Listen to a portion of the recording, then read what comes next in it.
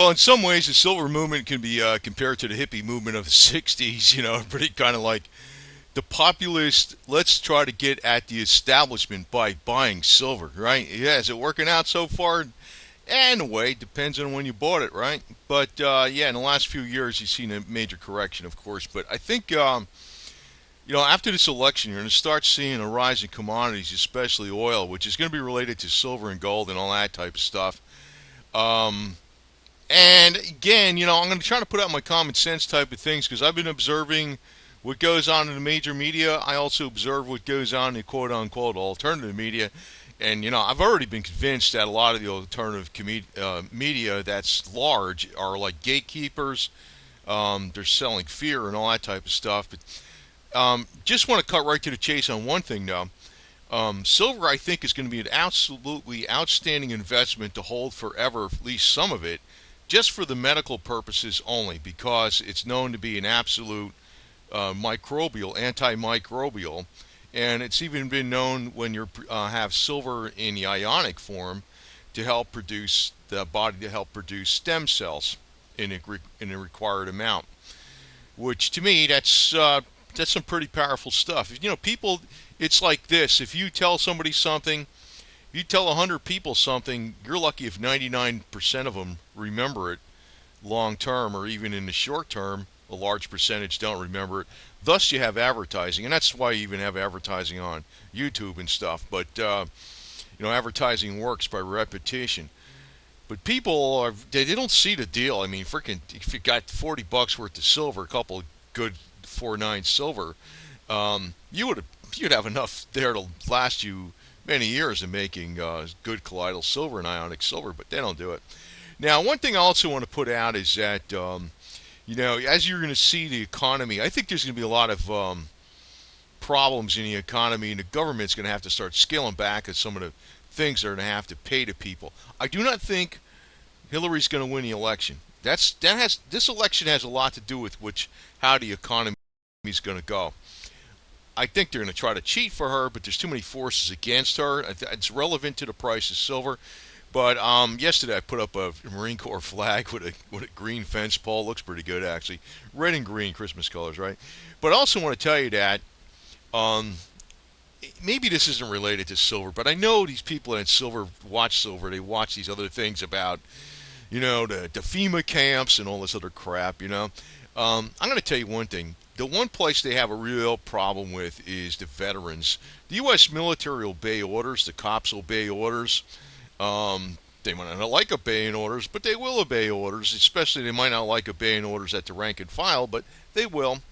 One of the biggest problems the New World Order has is the veterans, especially the veterans that aren't retired, got the 20-year, 30-year, they're on the payroll. A lot of people that are veterans will fight for the people. So, and there's a hell of a lot more veterans out there than there is active, so that's enough to turn the tide. In the event something really crazy happened, which, that's what the fearmongers are constantly pushing, right? Okay? Just want to put that out there. Not that I know what's going to happen. I think there's going to be civil and social unrest due to like cutbacks on things that are going to be, that the government pays out. You've seen what's been happening with Social Security.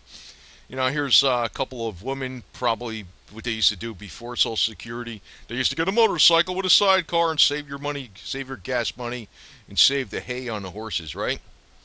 But that's here nor there. Now, there is some things I think coming up that is just blatant right in your face. I know one of the things they predicted a long time ago, the last step was to devalue the dollar. After they lowered the interest rates and they used QE, quantitative, the stimulus programs and all that. The last step is to devalue the dollar. Right now, you see the dollar's at 90 something. It's got a very strong index. The index is very strong. Unexpected. People back in 2010 would have never believed that, or 2011, that the dollar would be this strong today. But the Chicken Littles are probably going to be right long term. I think they will be. I know there's people like Harold Camping, the $75 million preacher that predicted the end of the world. I know there's predictions out there about the Shemitah, the end times. And, maybe these things are right. I mean, I think the 100-year anniversary of Fatima is coming up, which was the miracle of Fatima, where they had the miracle of the sun, which was predicted before it was going to happen, and it happened on October 13th, 1917. Well, October 13th, 2017 is a 100-year anniversary. I don't know if that has something to do with anything, but I think it's about right where you're going to see the cycle start changing. Interest rates are going to have to rise. If interest rates rise, it's going to freaking destroy the bond market eventually. It's also going to destroy the equities anytime they freaking raise the interest, even a tick, a slight amount. It does bring down the equities. So all this is coming to play. But as far as the dollar being replaced, or the dollar going to zero, no, it's going to be the currency of this country for a long period of time. The world reserve status of the dollar, will it lose the world reserve status? Eventually it may. But I don't think it's going to be a fast process. I think the dollar is going to be an important currency. Just like, the Great British pound, the Great Britain pound. Yeah, it lost its world reserve currency. Is it a weak currency? Is it a garbage currency? No. I mean, yeah, it's getting hit now and stuff, and the real estate values are getting hit. But it's from 100 years ago to now. It lost a lot of value, so did all the other currencies, but it's still around. It's still a medium of exchange in Great Britain.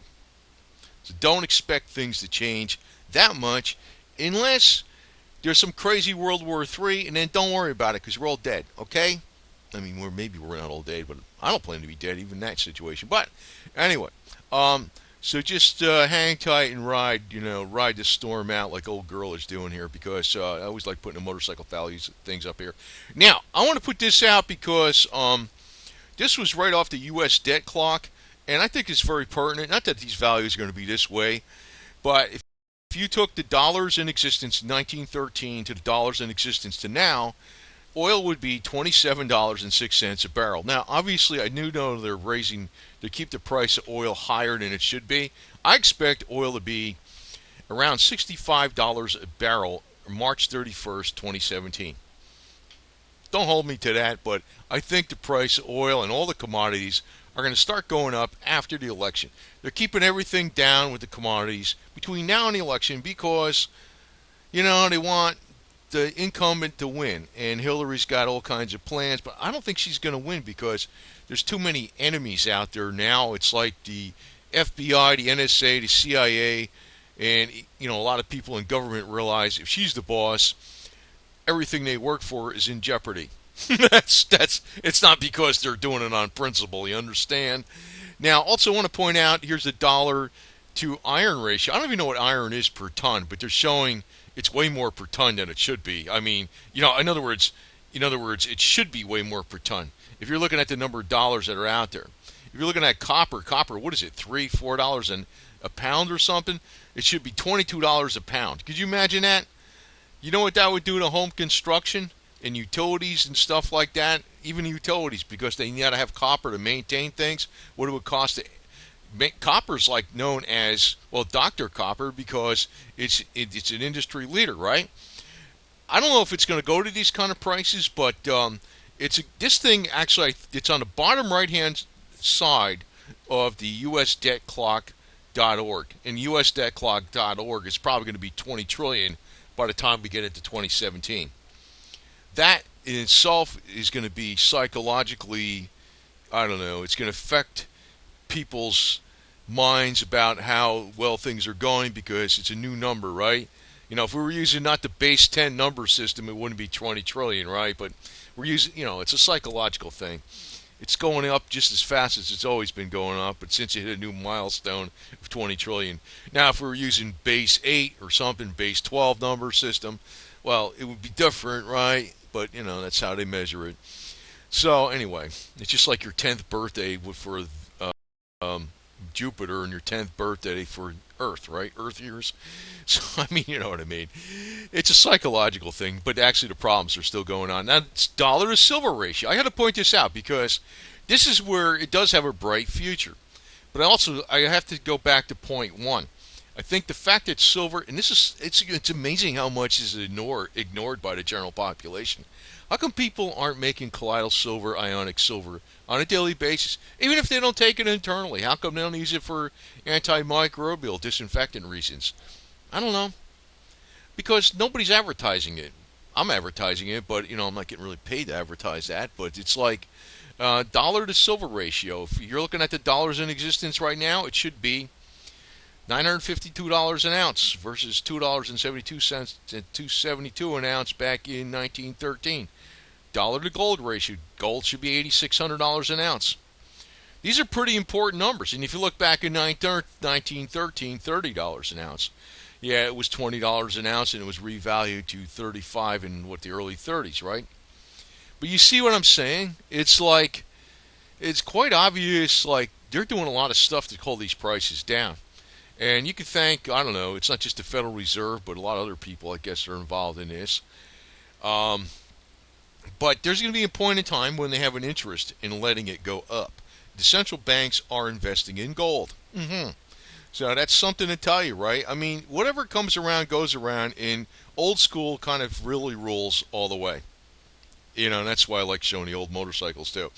Old school really rules all the way. It's like you're not going to freaking get away from the basic tenets. There's no doubt about that. That's just what it comes down to. And, it almost comes down to sometimes like religion. Jesus or God or whatever. If you don't believe in Jesus or you just believe in God, God will find a way for you, right? Even when it looks like things are down, as long as you stick with your basic tenets and your basic righteous ways. And that's one thing I really see with value of silver. Not that it's the be-all, end-all thing of anything and that it's going to get you rich right away, but it might. It might. Now, one of the things is we get our attention diverted by so much BS on the media. It's beyond belief. And I know it's not just the major media, it's not just Hollywood, but it's also even a lot of the alternative media that's out there. And I know some people have accused me of all the alternative media is criticizing each other. Well, I'll tell you one thing. I am dead certain that people like AJ and what the hell's that other guy with the lizard people, David Icke, they're just disinformation agents. And it's like people don't pick up on that. A lot of people do, but a lot of people don't. Hollywood is a big divergence in disinformation. I mean, Angelina Jolie is a good example. I can imagine how this woman was convinced to have her breasts and ovaries removed because she might get cancer in the future someday, years down the road. You got to be kidding me. I don't know how she got convinced of that. Tells you, I never watched any of her movies, but I just remembered this from way back when, and I was like saying to myself, this is a good example of fear-mongering. But in the case, the fear-mongerer was the doctor, and the doctor profited by that immensely, and they're trying to get everybody to do this because they might have the Brecht gene or whatever it was. But you see, that it's like the same damn thing what even goes on with the economy. The sky is falling every freaking 2 minutes and all this kind of garbage. The numbers don't always reflect 100% of what's really going on. That's another thing. You can have rosy numbers and say, okay, say you had a whole bunch of doctors out there doing surgeries on every woman on the planet that had this problem that they might have cancer in their breasts or ovaries, and they're making a lot of money and the GDP looks good. Well, what the hell good are they doing for the human race, really? Nothing, right? You see what I'm saying? Sometimes the numbers don't reflect everything. But, I think what you really need to be concentrating on is not just silver, but, one of the things that's going to go up a lot in the future when silver goes up is oil. And you might want to look at a little two-wheeled bike. It could be a bicycle with a motor on it. It could be like, I like the Harley, but my Harley gets 50 miles to the gallon. It's a Sportster. And people tell me it's half a Harley. And I'm saying, no, it's 2/3. But because it's 1200 and it's got beefed up. But it gets 50 miles to the gallon average. That's as good as a lot of small bikes, right? What the hell? Now, what I'm saying is, and I understand it, right? So I stick with it. I do my own thing. But I don't tell. I think, though, if you're going to be investing in something, too, you might want to invest in something with two wheels. Because that is very, very, very cheap transportation, not for your everyday, all the time transportation. But when silver goes up a lot, oil is going to go up. I think gasoline is going, when silver goes up to these really high prices, $60 to $75 an ounce or more, maybe close to 100. I don't know. Eventually, maybe hundreds. I don't know. But I think at that time, you're going to see oil through the roof. And what's going to happen then? There's going to be a major impetus to go to electric cars, and then as that happens, you're going to see oil production slow down, and it's going to even be more expensive, just like kerosene. So for the poor folks, you're probably going to have to buckle down and not just spend too. I swear to God, this is going to be a problem. Wood burning stoves is going to be another good thing to get, even though you got to watch what you get. I'm not one of these people that say put all your money in silver. I never have been, but you should be preparing for the future. I'm a pretty big. I mean, I know it's impractical to freaking use two-wheel transportation all the time, but if you're spending, hundreds of dollars more on transportation a month, and you can't afford it, getting an old Suzuki one cylinder or something like that would be a great investment if you got something like that. And that's you might want to look at that. I mean, you don't want to be putting everything in all your eggs in one basket. Now, I think what's also coming up that's going to affect the economy a lot in the next few years, including this winter, is that we're going into the beginnings of the mini ice age. I know some people say, I know I put videos out on this before, but people say, no. But it's going to affecting our crop production. It's already affecting Canadian crop production. They'd have had record freezes up there in Canada, which is causing the crops to fail, which is going to cause food prices to go to hell up, way to hell up. That's one reason I'm not thinking about going all the way out of Florida. If I go to Tennessee, it might be Tennessee and Florida, because Florida's warm. But, one of the deals is that, as this happens, it's going to put a big dampener on what's left over for discretionary spending. Because food prices went up, home heating went up, blah, blah, blah. It's going to affect the economy all throughout. It's like a ripple effect. That's another reason why even low oil prices helps the economy, because people have more money to spend, right? It's not just on transportation, but it's on home heating, and it's also on the shipment of goods and services throughout the nation. It makes everything cheaper. So when silver goes up, everything's going up. It's not going to be, I wish silver would just go up and everything would stay down, but it ain't going to be like that. It's probably not going to be the get-rich investment you think, but you want to look at problems with inflation, which I think is going to be rearing its ugly head pretty soon, because after the election, I think Hillary's not going to win. I know she should win by cheating, by George Soros and all that, but I think there's too much against her. Even like it's not just even the CIA, FBI, and NSA don't want her as their boss, but our biggest donors are finding out she's too much of a liability and all that type of stuff. But the problem is, if we have civil unrest and we have the economy start going down due to that, and the social services are cut, there is going to be a crackdown by the Goonies, and maybe not as much as they freaking tell you in the alternative media, but it is going to happen. And one of the ways to avoid a lot of problems is stay low profile and be as independent as possible, and don't get out there in the street and protest, because I'll tell you what, that ain't going to do you much good. The way to really protest is not to partake in the system as much as possible. So in other words, if you are able to save a lot of money, and you do have all your prepper stuff ready, or whatever you want to call it, a good investment would be silver. Because, like I said, I don't think it's necessarily that how the industry itself is going to raise the price of silver. There's one aspect to it that's different from every other metal out there, and I've said it several times already, is the medicinal purposes and the antimicrobial purposes. And it's amazing nobody's picking up on this. It's amazing how 99.99% of the population, at least, isn't even aware about colloidal silver, let alone have it or make it, right?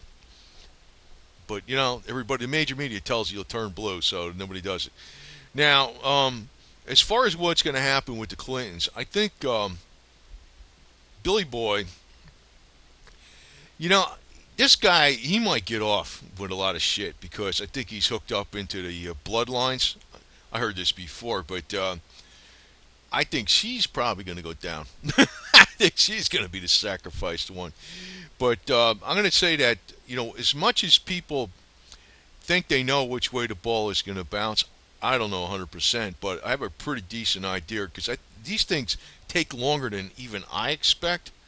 I think I've been a little more rational than most of the people on silver channels. Like there's people back in 2010 that are predicting $400 an ounce silver within a year, $1,000 an ounce silver within a couple of years, and all this kind of crap. And look what happened. It went down to like 14 something. But I also remember that I've been wrong on some stuff, obviously, but I haven't been making as extreme predictions as a lot of other people have, and I have been getting a lot more what do you call it?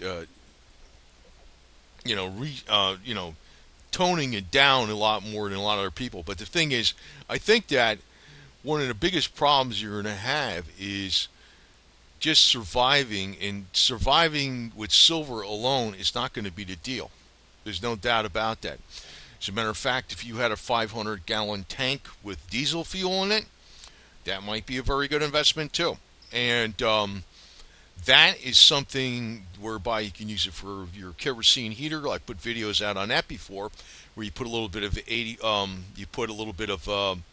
diesel fuel in a 100% old style oil heater with the cotton wick, with a little bit of the 90% alcohol, isopropyl alcohol, and it burns just fine. I was using that all last 2 winters for my house, and I've barely ever used any other heat, except maybe an electric heater once in a while. And I know I'm in Florida, but still it gets down in the 30s and even in the 20s sometimes. And that did a great job. So, I mean, you might not want to just go all out into one thing. That's one thing I think is very important. But one of the issues you're going to face, though, is when silver goes up, all prices are going to go up. Because when silver goes, what happens is typically, if you look all the way back, every time silver really, really took off, oil was in a very hard bull run. That's when the correlation between silver and oil gets tight.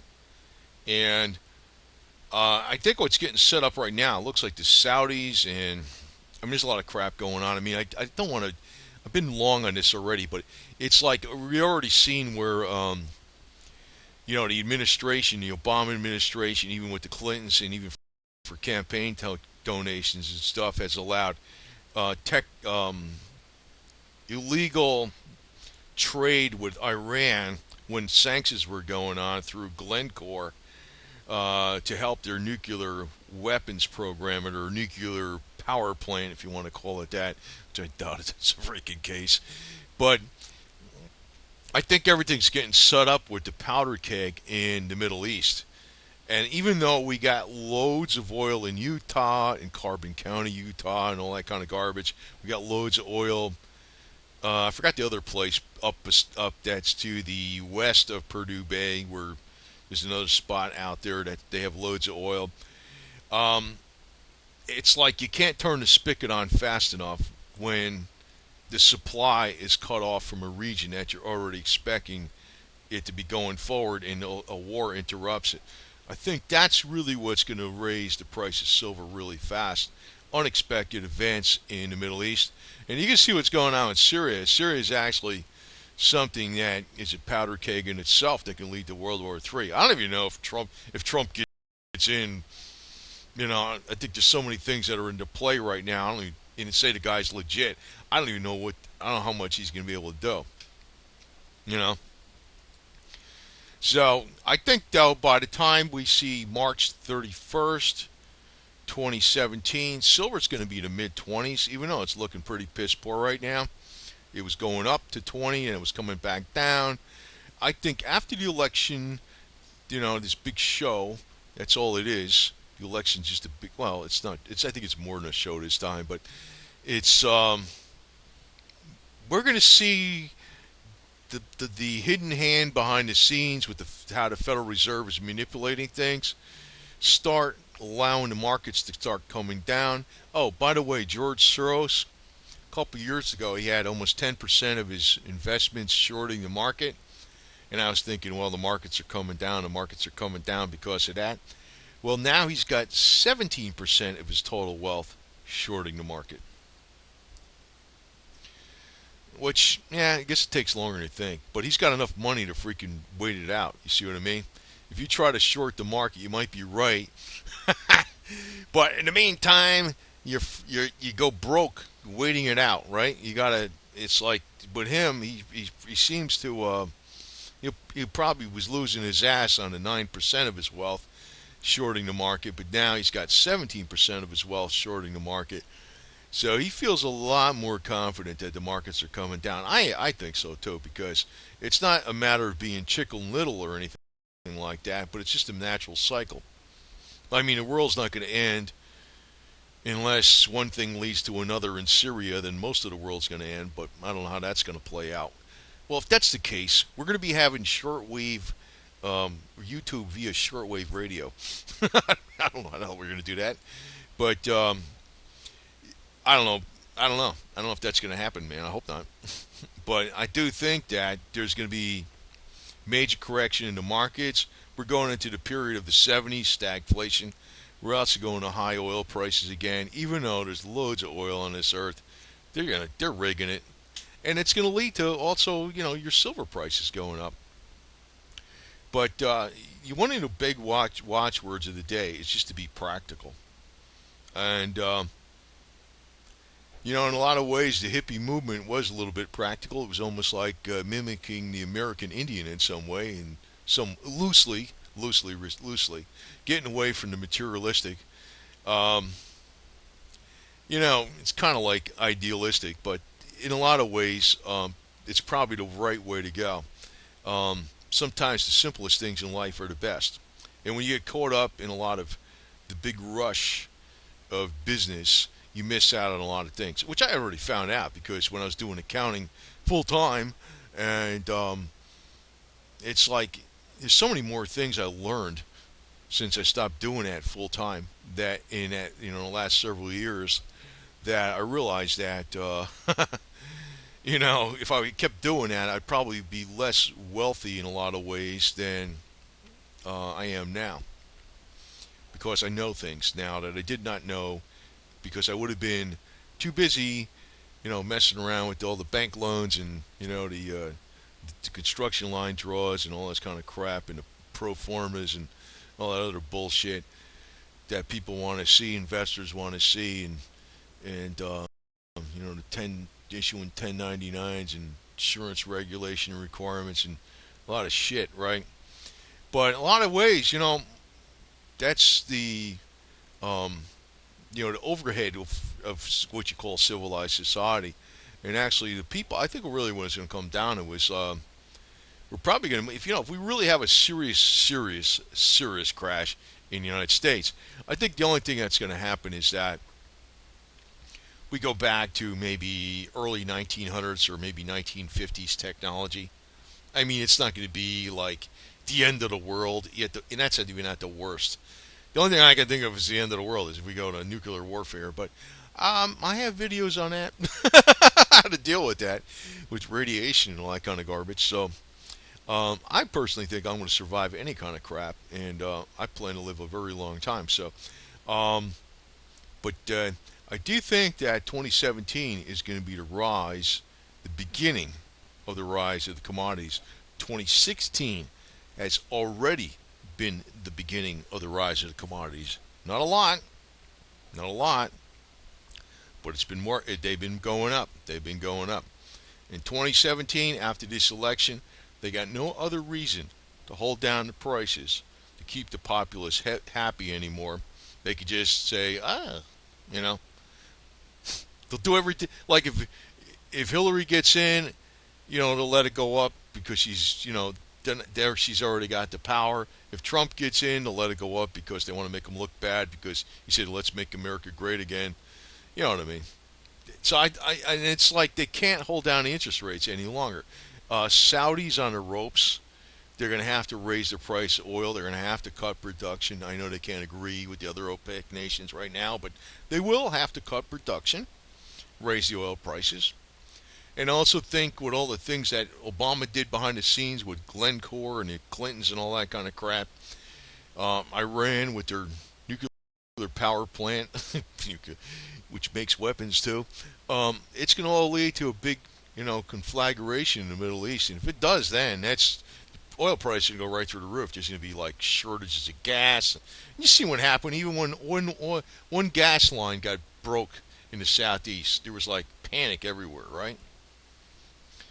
That's why, you might want to invest in this two-wheeled mode of transportation a little bit too, because, if you get a little one, it gets 100 miles to the gallon or something, that'd be the deal. Because I think, you can't use it all the time. You can't use it in the wintertime when there's snow, but it could save you some serious bucks. You might want to look into that too. Because when silver goes up, it's going to be all commodities going up.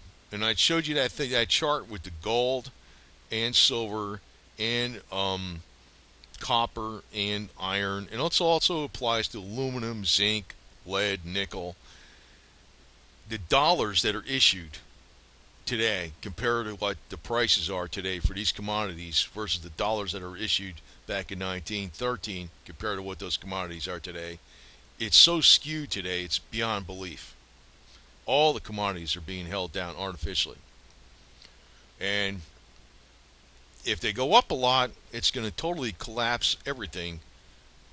Well, I don't want to say collapse, but it's going to cause so much less discretionary spending to be available that the fluffy service economy in the United States is going to go to bleh. You know what I mean? There's not going to be anything over there. It's going to go right down to old school stuff. Just like when Rome collapsed and the barbarians invaded. Who became the big winners, the big breadwinners when Rome collapsed and the barbarians invaded? Oh, the blacksmith, the stonemason, the guy that knew how to make stuff out of leather for the horse reins or whatever the hell it is. Those people were worth a lot of money. The ones that were like the jugglers in the court and whatever, where they can recite all the Greek prose, and they didn't care about that. They only cared about the blue-collar working class when Rome fell. And that's what it's going to be in the United States. And that's one reason I've gotten mainly out of accounting, because I realize I need to learn a lot more blue-collar stuff. So it's a lot more important. So anyway, over and out, and have a nice day.